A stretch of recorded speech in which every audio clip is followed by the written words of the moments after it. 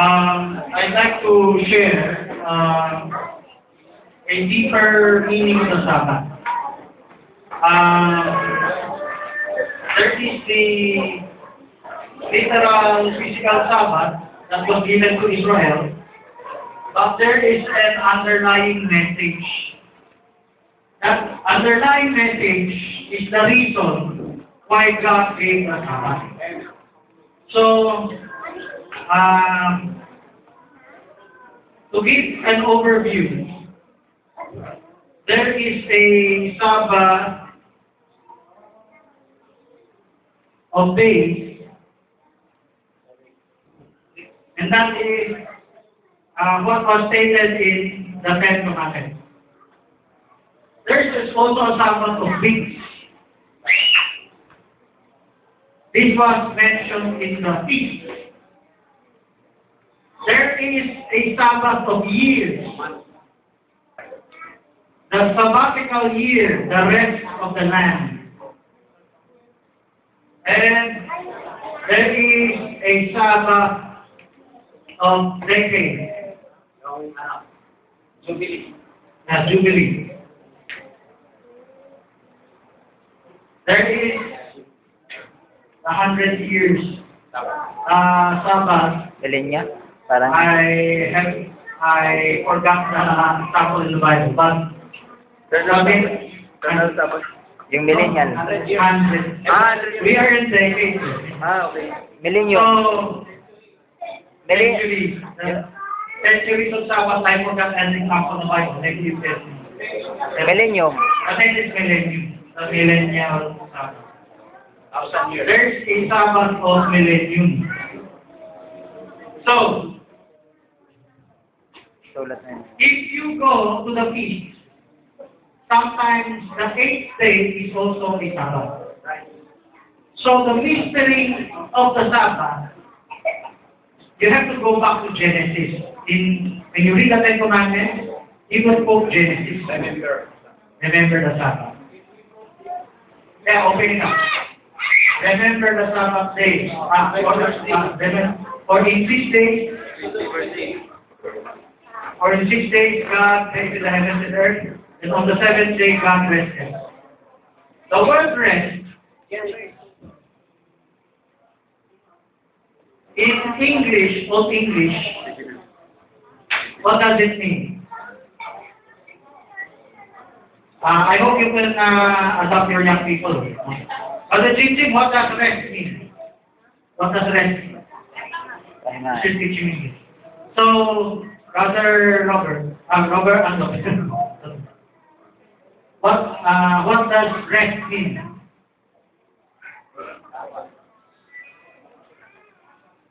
Brother Reggie, Brother George,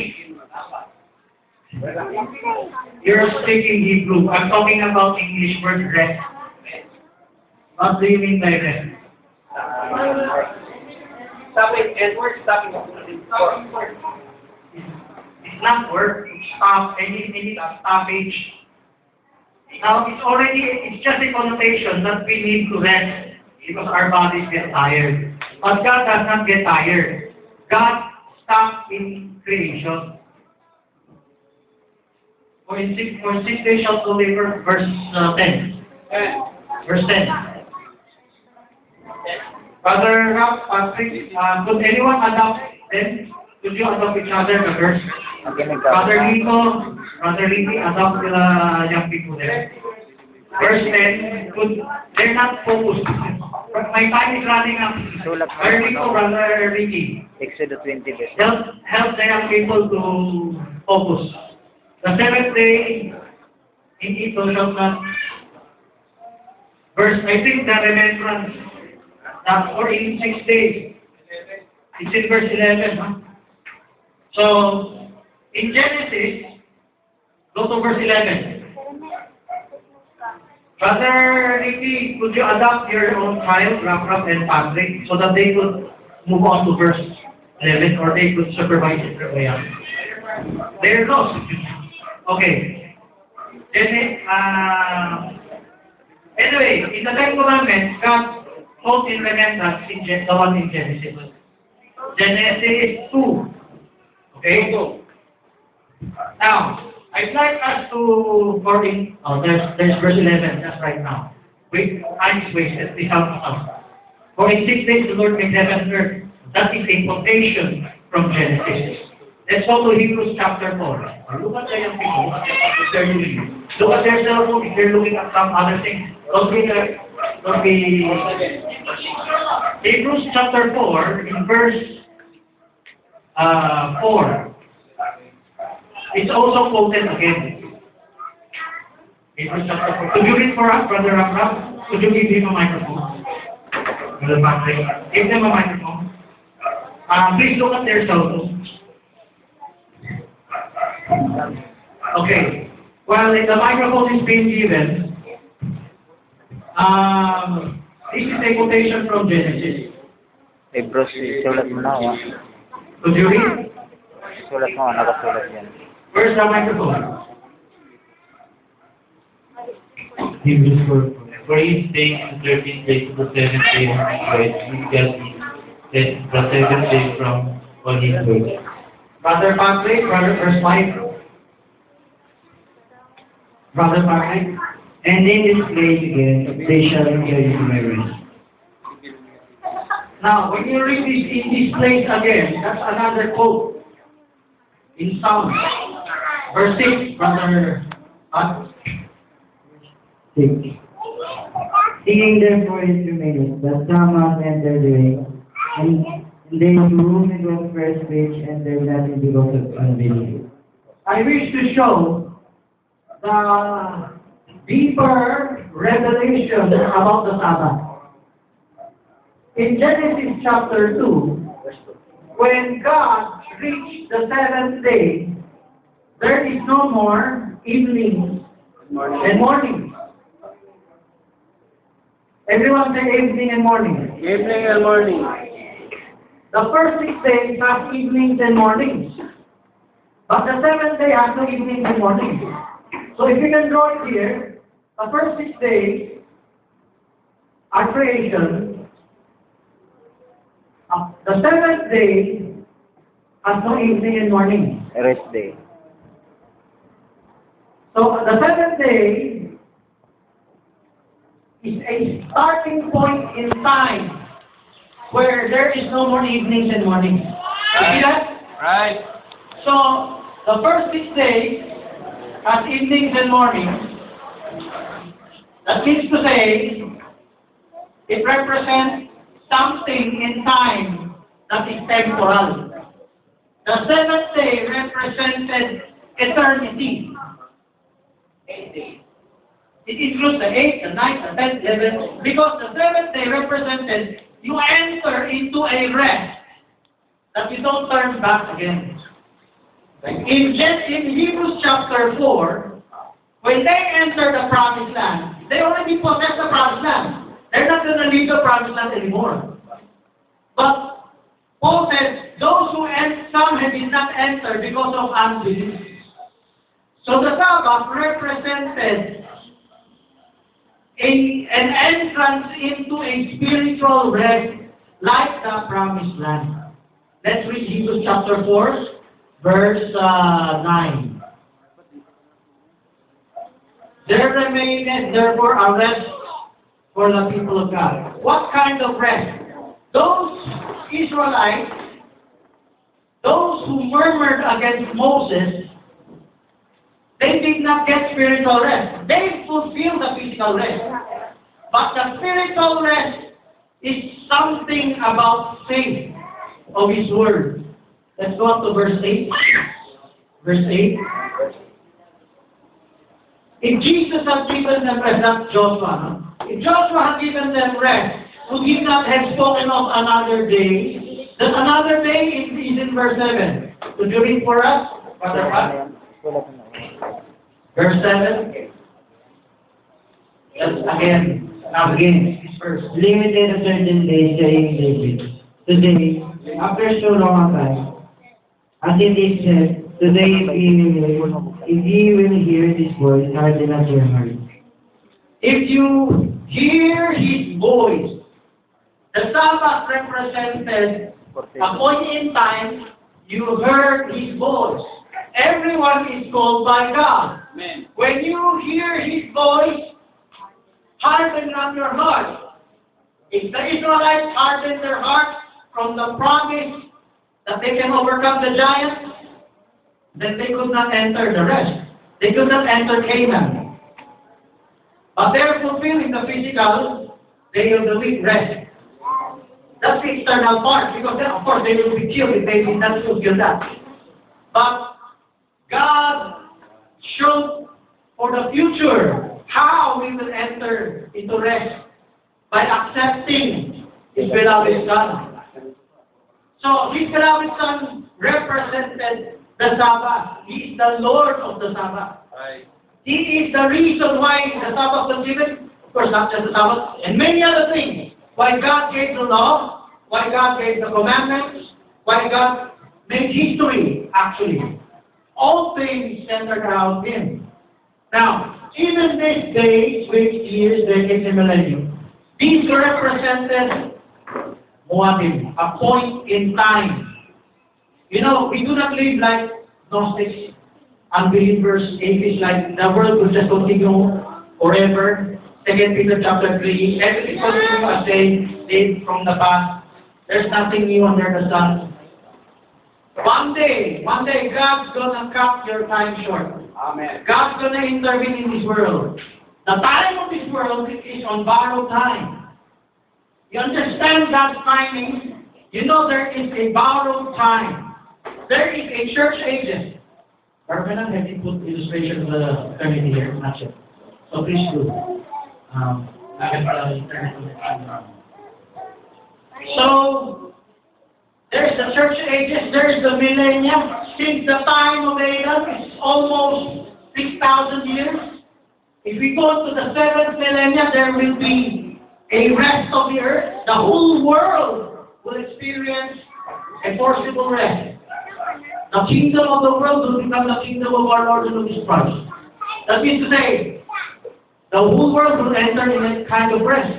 And after the millennium, there is the great white throne judgment and eternity. And eternity also represented another point in time wherein we, the whole world, will enter eternity. Millennium is just an example of how to show the governments of the world ruling without a rod, or ruling by the rod of iron. In eternity, there will be no longer be a rod of iron. All these is represented by the Sabbath. The Feast of Weeks, it represented the church ages. So, the sabbatical year of the land, it gave us the 70 weeks of Daniel. The 70 weeks of Daniel is a prophecy about Israel, and it also will involve the church mysteriously. The church will be involved in it. How? What happened in the 70 weeks of Daniel? All of those stem from 7. When you hear 7, it is Sabbath. From the Feast of Pentecost, you call that in Hebrew, Shavuot? Or Sukkot, I forget the word. The one, the tabernacle, the other is Pentecost. The Feast of Weeks, and the 50th day, it represented a jubilee. Something will happen on the earth. Something is represented, the 7 churches, the 7 golden lampstands in Revelation. Now, it is for the true bride to know, so that they will be distinguished from denominational believers that are close-minded. If you are Berean, you are progressive. If you are progressive, then you are open to know the mysteries God has hidden in His scriptures only for His very elect. Now, all those things in the Old Testament have an essence, has a meaning. And how much time do I have? 5 minutes? Okay. So, in Psalms, it was quoted in Hebrews chapter 4 that they did not enter into His rest because of unbelief. Now let's talk about unbelief. Today, when you hear His voice, harden not your hearts. This is the same spirit of Nicolaitanism. You're close-minded. You don't want to hear it because you have your own denomination. The same thing that happened to the Jews. When they encountered Jesus Christ, they were contented with what they're doing. We already fulfilled the law. So we don't need to hear your revelation. The same thing happening to the churches today. They are doing the physical Sabbath, but they miss the purpose, the meaning, the essence of the Sabbath. He said, He is the Lord of the Sabbath. They should be celebrating Him. The same thing happening in the churches today. The churches today, they boxed it in. They looked upon the Sabbath like something in the Old Testament. There's nothing in the New. But they failed to see, most of them failed to see the type. Well, some of them have started seeing the type. It's Jesus Christ. But how do you accept Jesus Christ? Today, when you hear His voice, harden not your heart. But they think their voice is their denomination. When they want to hear the voice of Jesus Christ, they're not going to listen to anyone outside the church. I'm putting this out to show the real Sabbath is you stop closing your mind from objectively understanding what others are saying. It is also the commandment of God. The essence of the commandment of God is when someone has a claim to the truth, to the scriptures, you don't ignore them. You check it out. That's the Urim and Thummim. You prove it out. If it's true, if it's scriptural or not. Because God may be speaking to them. God could speak to others, even although others are false, like Balaam. But God is speaking to Balaam. Yes. So it doesn't matter if it's true or false. The reason we have the scripture, God will directly speak to us, not by being close-minded. Because we could, 2 Timothy 3:16, prove all things by the scripture, for reproof, for correction, to prove what is acceptable and true. So, through that way, you could walk in deeper truth. In deeper truth. So, the fulfillment of the essence of the Sabbath is the spiritual attitude. When you meet others, like in Berea, when they heard Paul preach, they did not close their minds, but they searched the scriptures whether those things are true. That is how, in the day when you hear His voice, you harden up your hearts. Because you do not prejudge others, but you take note of what they're saying, and go back to the scriptures, if they are true. And when the Berea found Paul, those in Berea found what Paul was saying was the scripture, they accepted and they fulfilled it in their lives. So that is a deeper essence of the Sabbath, compared, of course, to those that the Jews that are physically fulfilling it, they think it's over. It's like the Catholics or Protestants or other denominations, they're boxed in. The revelation of God, although it's already finished, it's not just the end-time believers who say it's already finished. The denominational spirit says the revelation of God is already finished. There's nothing more to reveal. You don't need to hear others anymore. That's the spirit of the minute. 1 minute. Okay, so these are some of the examples. I don't have time to look at each of them, but you do some research. Look at the days, weeks, and years, and how they are made use in prophecy. So you have to study prophecy if you love God. That is how you accept the Sabbath of God in your hearts. God bless you.